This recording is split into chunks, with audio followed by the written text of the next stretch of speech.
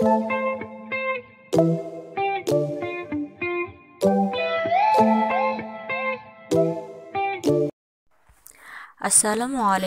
warahmatullahi wabarakatuh. Selamat siang semua. Alhamdulillah kita berjumpa lagi di pembelajaran biologi umum kelas 10. Nah, hari ini kita akan membahas tentang yang namanya ekosistem. Tentunya kan kalian pasti pernah mempelajari waktu di kelas SMP atau MTS tentang ekosistem. Nah, sekarang di kelas SMA ini atau di madrasah ini kita akan membahas atau memperdalam tentang yang namanya ekosistem. Baik, sebelum masuk ke pembahasan, saya akan menyampaikan kompetensi dasar dan tujuan dari pembelajaran hari ini, yaitu pertama, kompetensi dasarnya menjelaskan komponen-komponen penyusun ekosistem. Kedua, menampilkan contoh interaksi antara komponen ekosistem.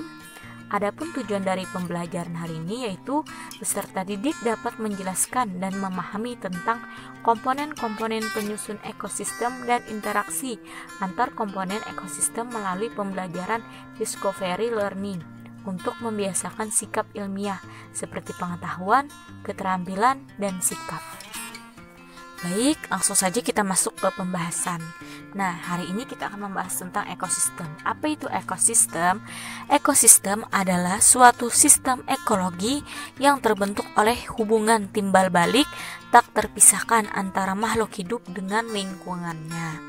Yang mana materi hari ini kita akan membahas tentang komponen-komponen penyusun ekosistem dan interaksi antar komponen ekosistem. Nah, kita lanjut ke komponen-komponen penyusun ekosistem. Komponen-komponen penyusun ekosistem terbagi menjadi dua, komponen abiotik dan komponen biotik. Komponen abiotik adalah komponen fisik dan kimia yang mempengaruhi kehidupan organisme dalam suatu ekosistem, atau yang sering kita kenal adalah komponen yang tak hidup, yaitu seperti air, udara, cahaya matahari, kelembapan, suhu angin, tanah, topografi, iklim, dan pH. Adapun komponen biotik meliputi semua makhluk hidup seperti tumbuhan, hewan, manusia. Nah, itu termasuk komponen biotik. Komponen biotik ini meliputi produsen, konsumen, pengurai atau dekomposer, dan detritivor. Produsen. Semua produsen dapat mensintesis makanan sendiri sehingga disebut dengan organisme autotrof. Yang mana produsen ini contohnya itu tumbuhan. Kedua, ada konsumen. Konsumen, semua organisme yang termasuk konsumen itu tidak mensintesis makanan sendiri atau heterotrof. Konsumen terbagi menjadi 3 kelompok, yaitu karnivora, herbivora, dan omnivora. Yang mana karnivora pemakan daging, herbivora pemakan tumbuhan, dan omnivora pemakan daging dan tumbuhan. Yang mana konsumen ini terbagi menjadi 4 tingkat. Pertama, konsumen tingkat 1 atau konsumen primer. Yang mana konsumen primer ini adalah pemakan herbivora atau hewannya itu pemakan tumbuhan. Kalau konsumen tingkat 2 atau konsumen sekunder yaitu pemakan karnivora. Konsumen tingkat 3 atau konsumen tersier yaitu hewannya itu pemakan konsumen tingkat 2. Sedangkan konsumen tingkat 4 atau konsumen kuartener atau puncak biasanya itu hewannya memakan konsumen pemakan tingkat 3. Seperti gambar yang ada di samping kita lihat, ada padi berupa produsennya, yang mana padi dimakan oleh belalang sebagai konsumen tingkat 1, belalang dimakan oleh kodok sebagai konsumen tingkat 2, kodok dimakan ular sebagai konsumen tingkat 3, ular dimakan oleh elang, yang mana elang sebagai konsumen tingkat 4, habis itu elang mati dan diurai oleh bakteri. Lanjut ke dekomposer. Decomposer atau pengurai adalah organisme yang mampu merombak sisa produk organisme atau organisme yang mati atau bangkai menggunakan enzim pencernaan yang dimilikinya, yang mana decomposer ini berupa bakteri dan jamur. Baik, kita lanjut ke detritivore. Detritivore adalah organisme yang memakan serpihan-serpihan organik atau detritus. Contohnya itu luwing dan cacing tanah, yang mana luwing ini biasanya kita kenal dengan kaki seribu. Oke, kita lanjut. Dalam ekosistem ada mempunyai yang namanya satuan-satuan makhluk hidup penyusun ekosistem. Apa itu satuan-satuan makhluk hidup penyusun ekosistem? Yaitu menandakan terdapatnya satuan-satuan makhluk hidup dalam sebuah ekosistem, yang mana satuan-satuan makhluk hidup ini berupa individu, populasi, komunitas, ekosistem, bioma, dan biosfer.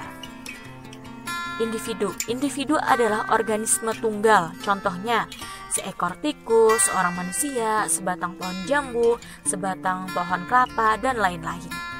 Populasi adalah kumpulan individu yang sejenis dan hidup di suatu daerah dengan waktu tertentu. Contohnya itu seperti populasi zebra, populasi domba, populasi sapi, dan lain-lain. Lanjut ke komunitas. Komunitas adalah kumpulan berbagai populasi yang hidup di suatu waktu dan daerah tertentu yang saling berinteraksi dan mempengaruhi satu sama lain. Contohnya itu komunitas kolam, yang mana dalam komunitas kolam itu terdiri dari populasi ikan, teratai, dan lain-lain. Lanjut ke ekosistem. Ekosistem adalah suatu ekologi yang terbentuk oleh hubungan timbal balik tak terpisahkan antara makhluk hidup dengan lingkungannya. Antara komunitas dan lingkungannya saling berinteraksi yang menciptakan kesatuan ekologi yang disebut dengan ekosistem.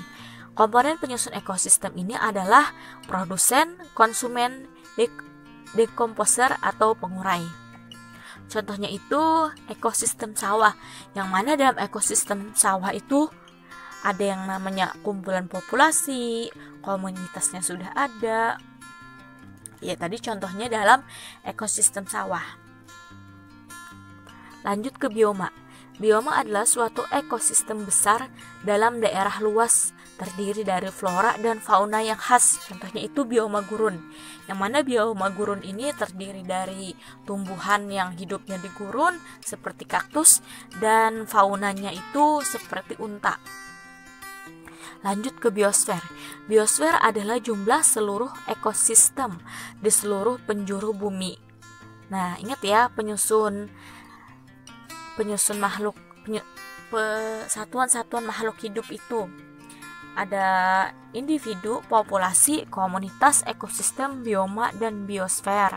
Nah, kita akan lanjut ke interaksi antar komponen-komponen ekosistem. Interaksi antar komponen ekosistem ini terbagi menjadi interaksi antar komponen biotik dengan abiotik dan interaksi antar komponen biotik. Interaksi antara komponen biotik sama abiotik ini contohnya keberadaan tumbuhan yang sangat mempengaruhi tanah. Kedua, kandungan air sangat mempengaruhi kehidupan tumbuh-tumbuhan. Pastikan keberadaan tumbuhan itu sangat mempengaruhi tanah. Bayangkan nih, misalkan tumbuhan tapi nggak ada tanah, bagaimana tumbuhan itu bisa hidup? Sama halnya dengan air. Bagaimana tumbuhan itu hidup apabila tidak ada air? Tidak mungkin kan, pasti keduanya itu saling mempengaruhi, yang mana air ini adalah komponen abiotik sedangkan tumbuhan ini komponen biotik. Baik, kita lanjut ke interaksi antar komponen biotik. Nah, interaksi antar komponen biotik ini yang mana yang hidup sama yang hidup. Kalau yang tadi kan yang hidup sama yang tidak hidup. Interaksi antara komponen biotik sama abiotik tadi kan interaksi antar komponen yang hidup sama tidak hidup. Nah, sedangkan interaksi antar komponen biotik ini adalah hidup sama hidup.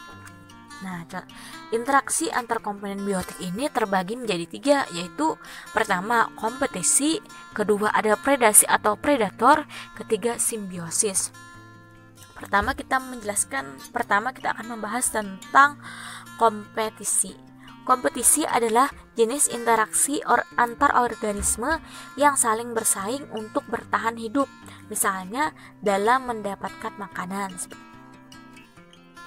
Seperti gambar di samping, ada interaksi atau kompetisi antara singa dan harimau.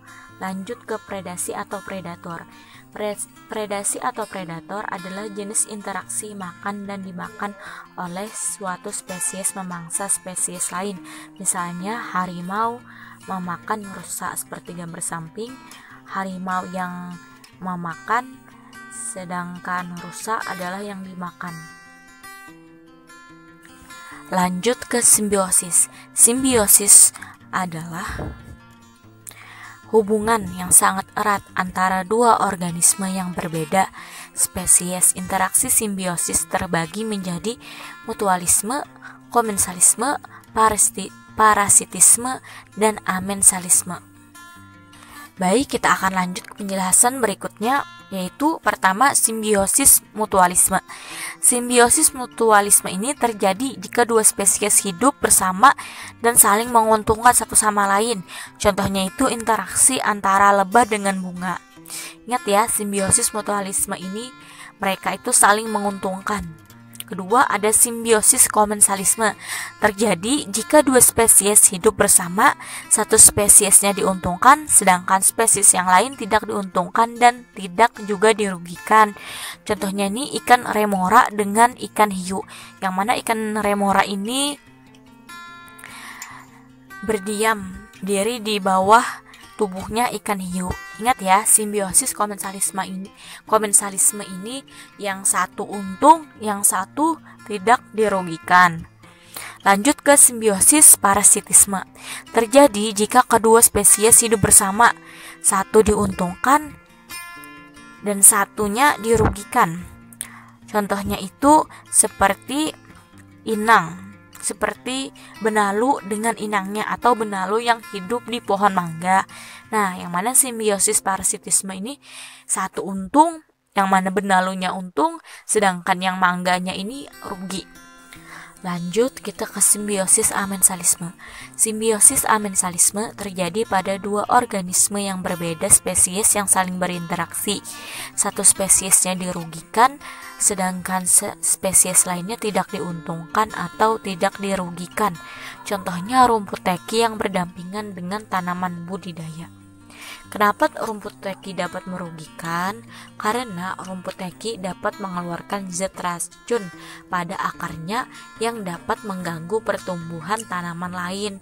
Oleh karena itu biasanya tumbuhan atau budidaya orang itu apabila ada di sekitarnya tanaman atau rumput teki yang tumbuh, biasanya rumput teki itu dibasmi supaya rumput teki ini tidak merugikan si tanaman budidaya tersebut.